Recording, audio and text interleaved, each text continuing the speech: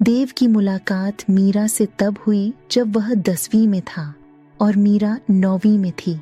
उस समय वे प्यार को सही तरह से नहीं समझते थे, लेकिन वे जानते थे कि वे एक दूसरे को पसंद करते हैं।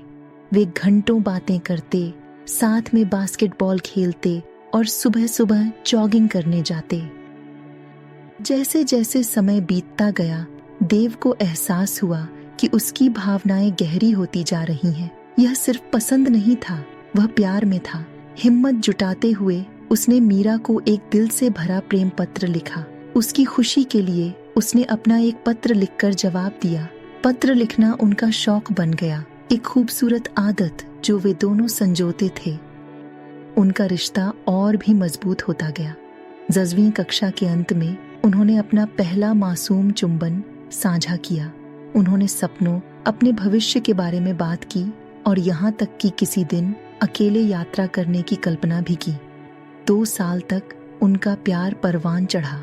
मीरा अक्सर देव के घर जाने के बहाने ढूंढती थी और हालांकि उन्होंने अपने रिश्ते को गुप्त रखने की कोशिश की, लेकिन उसकी बहनें और माँ जानती थीं। यहाँ तक कि मीरा की माँ भी जानती थी। फिर सब कुछ बदल गया।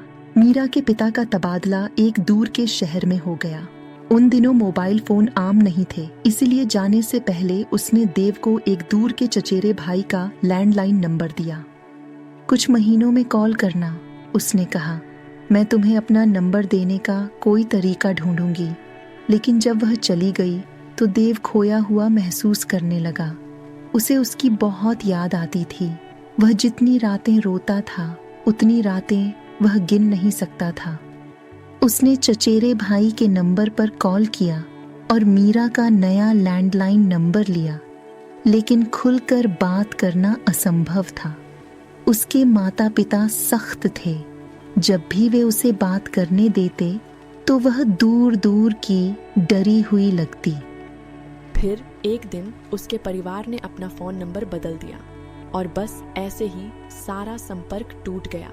देव को केवल उसके नए शहर का नाम पता था, इससे ज्यादा कुछ नहीं। साल बीत गए, लेकिन मीरा उसके दिल से कभी नहीं निकली। कॉलेज में भी नए लोगों से घिरे होने के बावजूद उसे उसकी याद आती थी। फिर 5 साल बाद किस्मत ने दखल दिया।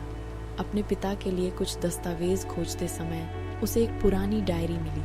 अंदर उसकी चचेरी बहन का नंबर था। डायल करते समय उसके हाथ कांप रहे थे। चमत्कारिक रूप से उसे मीरा का नंबर मिल गया।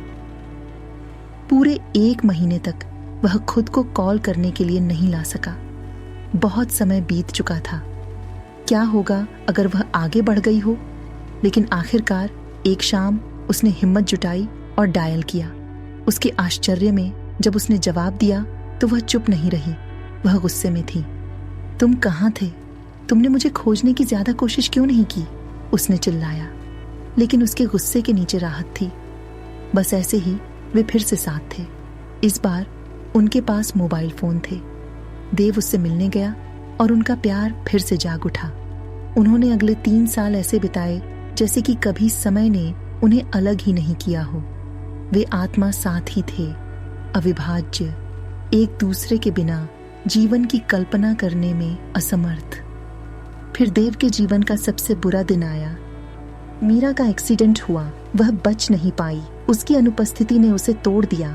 महीनों तक वह काम नहीं कर सका। उसके बिना जीने का ख्याल असहनीय था। वह आत्मविनाश की ओर बढ़ गया। 22 किलो वजन घटा लिया। शराब और नींद की गोलियों में डूब गया। उसे सामान्य होने में 2 साल लग गए, लेकिन आज 8 साल बाद भी दर्द कम नहीं हुआ है। देव अविवाहित है क्योंकि उसके दिल में उसकी पहले से ही एक पत्नी थी और वह चली गई।